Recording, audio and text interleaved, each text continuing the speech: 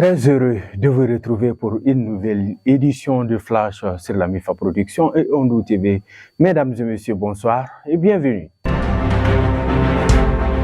Après Bougouni, Kouchala et Djema, le ministre de la Défense et des anciens combattants, le colonel Sadio Kamara a procédé le mardi dernier à la pose de la première pierre du nouveau camp militaire de San.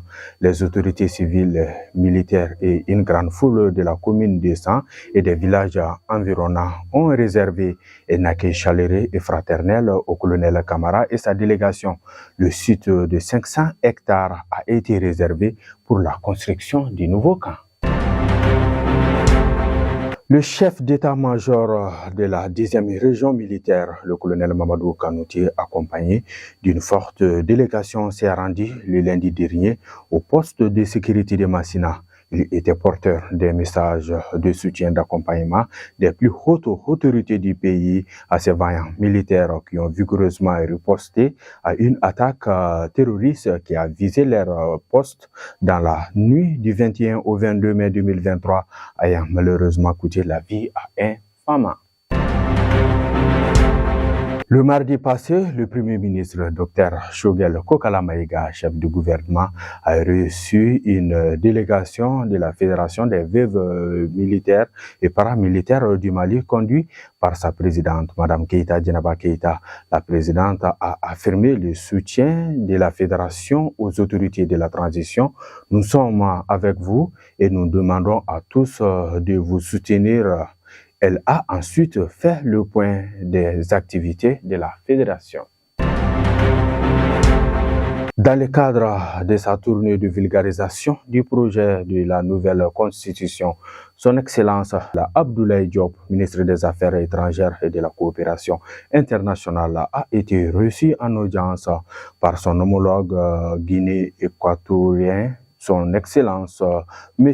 Simon Oyono Essono Anga.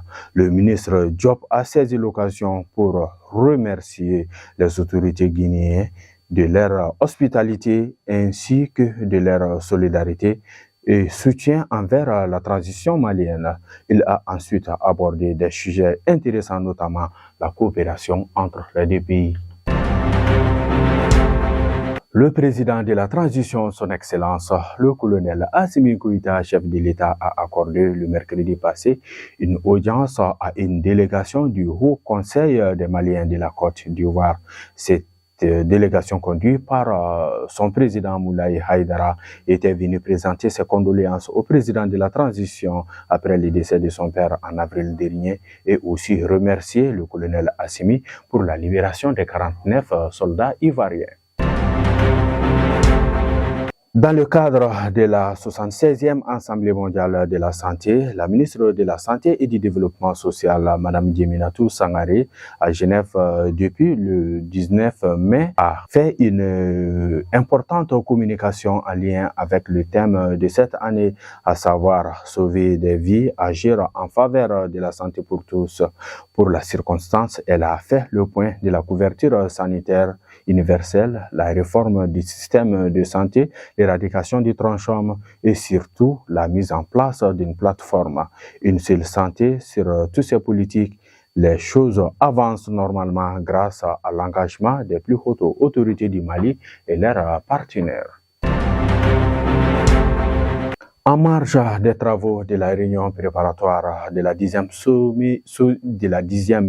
session de la grande commission mixte de coopération Mali-Burkina Faso, son Excellence Madame Olivia Ouriamba, ministre des Affaires étrangères de la coopération régionale et des Burkinabés de l'extérieur, a accordé le mercredi passé une audience à une forte délégation malienne. Lors de cette audience, le chef de la délégation malienne a d'abord transmis à Madame la ministre le message d'amitié et de fraternité de son Excellence M. Abdoulaye Diop, ministre des Affaires étrangères et de la coopération internationale du Mali. Le chef de la délégation malienne a saisi l'occasion pour rendre compte de l'état d'avancement des travaux de la réunion des experts. Le Premier ministre, chef du gouvernement, Dr Choguel Kokala Maïga, a reçu le mercredi dernier une délégation de blogueurs et d'activistes conduite par M. Abdelkader Maïga. Le chef du gouvernement a remercié ses hôtes pour leur visite et s'est réjoui de leur présence après la guerre que l'armée mène sur les théâtres des opérations. Ce qui est important, c'est la guerre des informations, a déclaré le Premier ministre. Hors du Mali en RDC, le président Félix Tshisekedi poursuit sa visite d'État en Chine prévue du 24 au 29 mai. M. Tshisekedi devrait renégocier un contrat signé en 2008 par son prédécesseur Joseph Kabila avec les autorités chinoises. Fin donc de ce flash qui vous a été préparé et présenté par Cheikh Boukadari Makasouba.